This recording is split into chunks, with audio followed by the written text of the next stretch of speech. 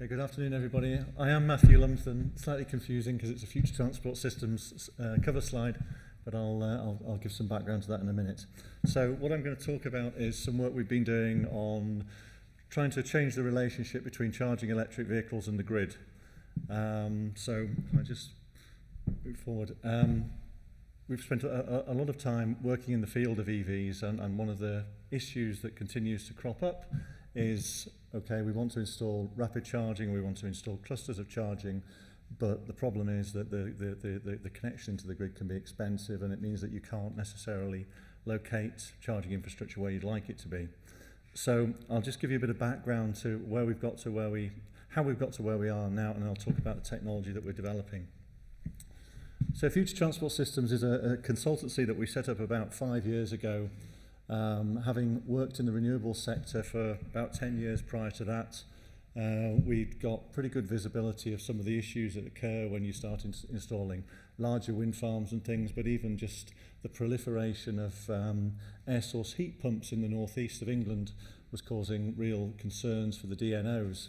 So it became really evident that when electric vehicles started to become mass market, then there were going to be some challenges there.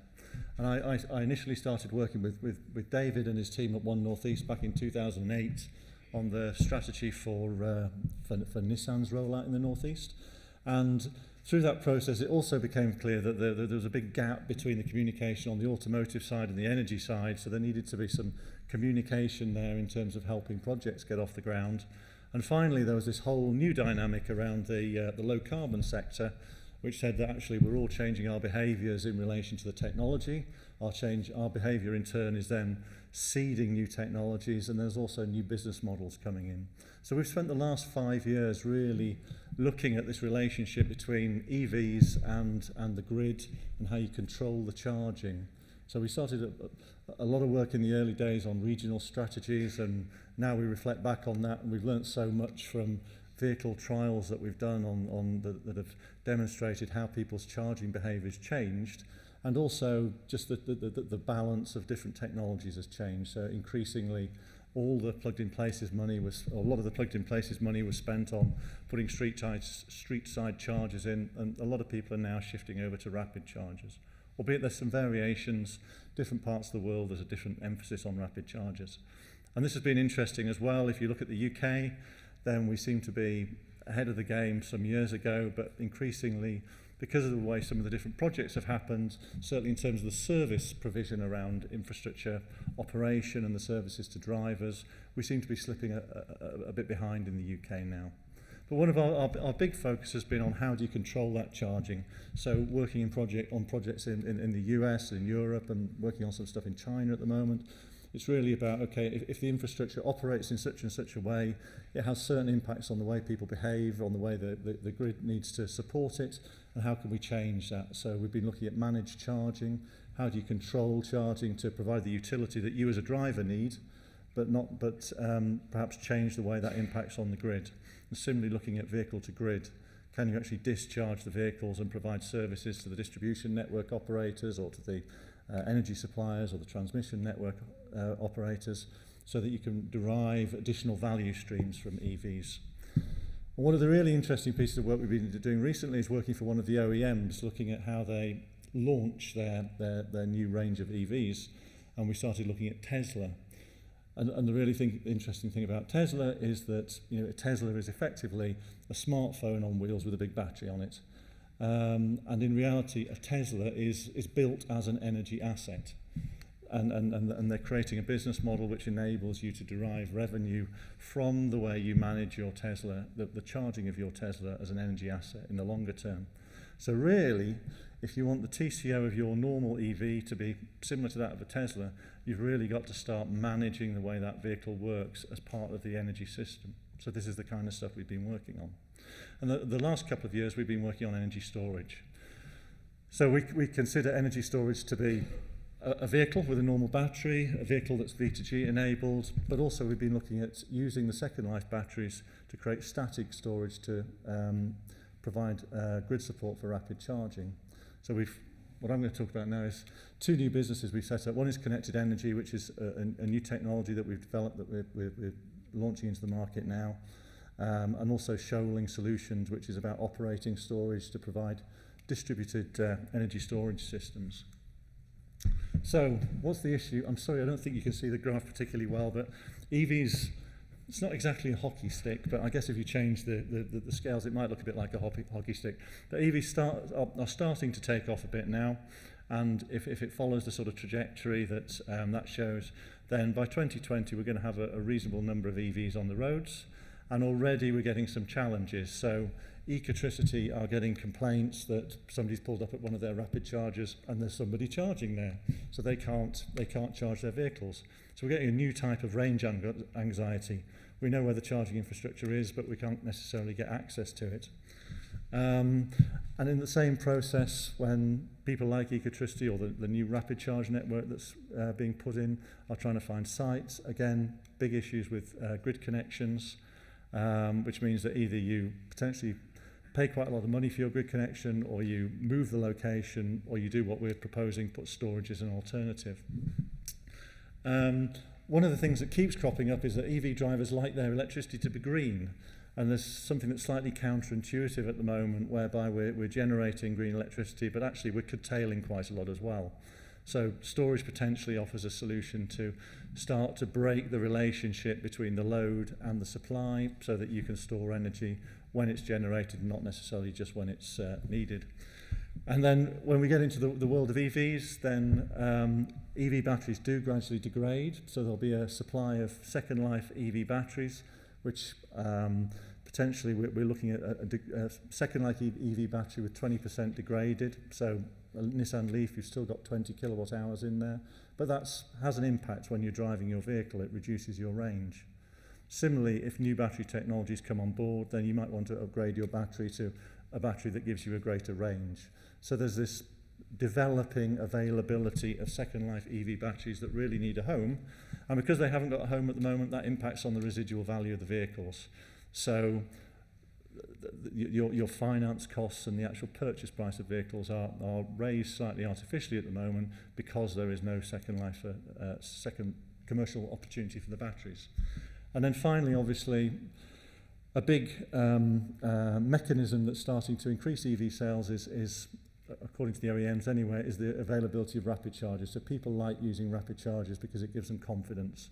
Increasingly, our trials are demonstrating that people are using them, so they're shifting over from using street-side charging to using rapid chargers parked somewhere like outside a Marks and Spencer's or something they can pop in and do some shopping. But it also increases their overall range, so we need a major network of rapid chargers to really assist in the growth of EVs. So those are some of the problems that we need to deal with. And where we are is what we think is quite an elegant solution, and something that I guess, from putting my sustainability hat on and trying to do something useful in life, seems to me to be something that's quite worthwhile doing, which is, if you look at the one in blue, the using electrical energy storage. So what we're developing is a system whereby you use second life EV batteries to provide a storage solution on the grid. You can then use that to create additional capacity wherever you want to install your rapid charger, which means that potentially you could install them where otherwise you wouldn't be able to because it's too expensive. Also, obviously, you can create clusters of them where potentially there wasn't capacity, potentially a cheaper solution.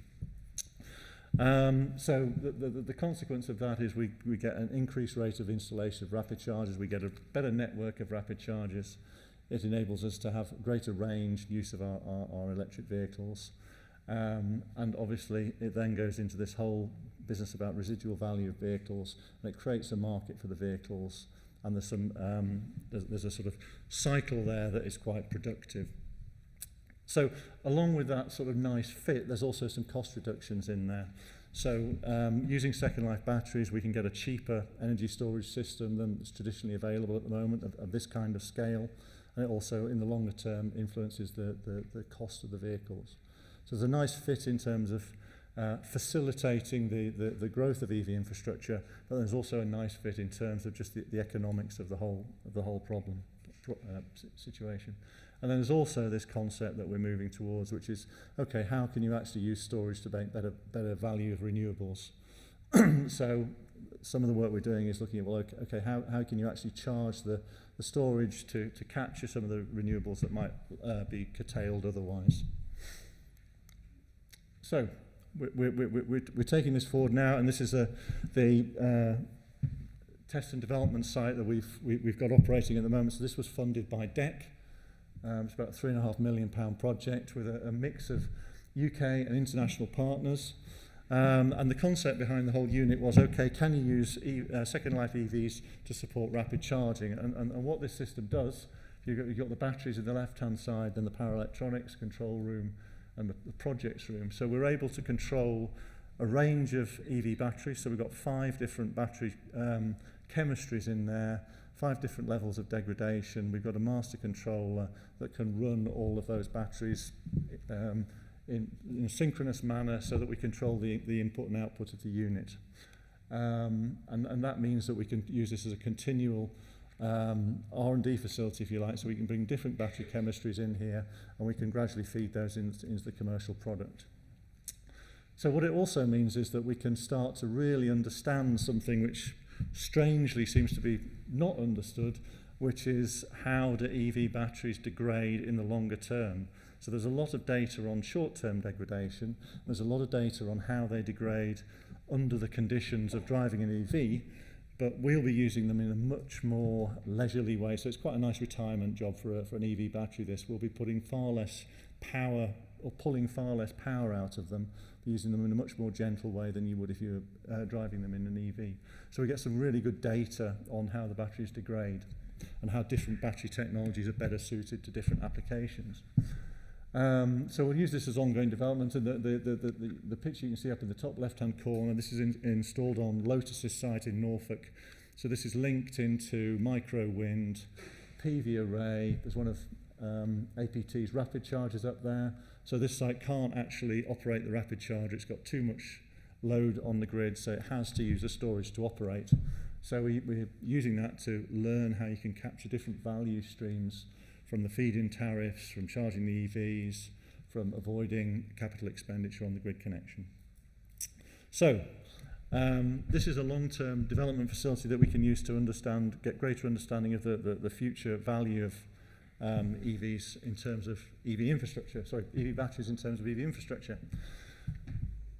So, in terms of moving this forward, this is where we are now. So we're launching the sort of commercial product later on this year, and we'll be we can provide a straightforward unit just to sell alongside a rapid charger or a cluster of normal chargers. But then what we're really interested in, what the true value of storage is. So it was really interesting listening to Dave McClellan talking this morning, where he was talking about installing storage on the upstream side of the meter. If you put the storage on the site, then you can capture most of the value streams he was looking at behind the meter, but you can also capture some value streams associated with providing benefits to the site. So we've looked at a number of projects, and we can see potentially viable business models around this. So we aim to get in a position where we can operate a infrastructure of distributed storage, starting off supporting rapid chargers, but then moving more towards more general site applications. And the software is developed so that we can charge the unit to take advantage of on-site renewables or take advantage of low-cost tariff electricity, and then discharge when the tariff's high, so to get best value of any energy that's happening on site. And then also in terms of opportunities like demand response or providing services to the DNO, again we can provide those services assuming it operates according to the requirements of the site. And we can do the same things with electric vehicles as well. We can manage the way that those are charged through the same software, and we'll hopefully be trialling it with V2G applications fairly shortly. And the big opportunity is around aggregating. So this project, this 60 kilowatt unit will be installed on York City Council site, and that will be funded by the TSB, but we're then going to aggregate the 2 units so that we can look at how we can aggregate together, change the way we use them, to create a greater value from the whole portfolio, and then provide better services to the national grid through demand response. So there are some challenges. The UK environments, the regulatory and market environment isn't particularly supportive of storage at the moment. Storage is taking off big time in the States and in various other places like Germany, where there's an obligation to install storage with domestic PV units, and various other places. But in the UK, it's still a relatively new market. Okay, so we're quite excited by this because we like the whole sustainability feature around this and this concept of providing a new life for EV batteries.